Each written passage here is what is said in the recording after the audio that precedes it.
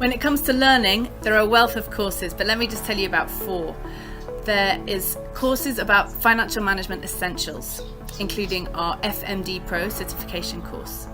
We have courses about financial sustainability, about assessing partners, and about fighting fraud, both in face-to-face format and online format.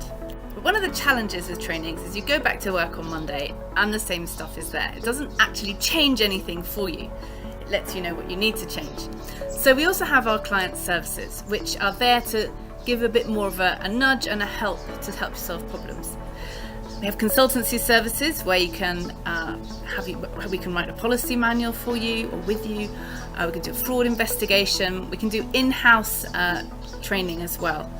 Let me share an example of a recent client services assignment that we did with a client called AIDS Funds. They're in Uganda, and they wanted 4 of their partners to be trained in financial management. So we ran an in-house training for them, 5 people from each of the 4 organisations and a representative from the donor.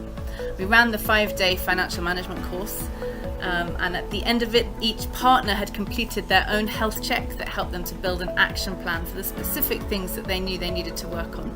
And the donor also had a common language and a way of understanding what they had agreed to work on, and it gave them a great footing.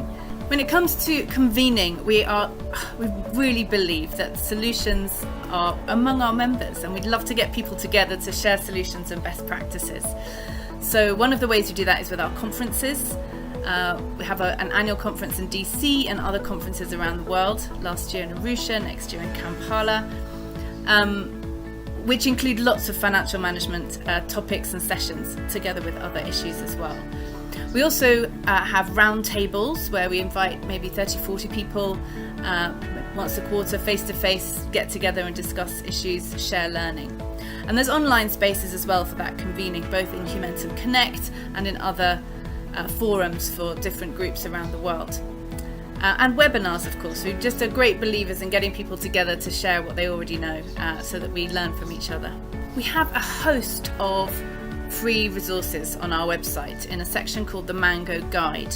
It's got lots of notes and guidance, top tips, and lots of freely downloadable tools, including the handbook to our 5-day essentials course, the health check, an accounting system, an Excel-based super simple accounting package for those that can't afford the package that they might later migrate to.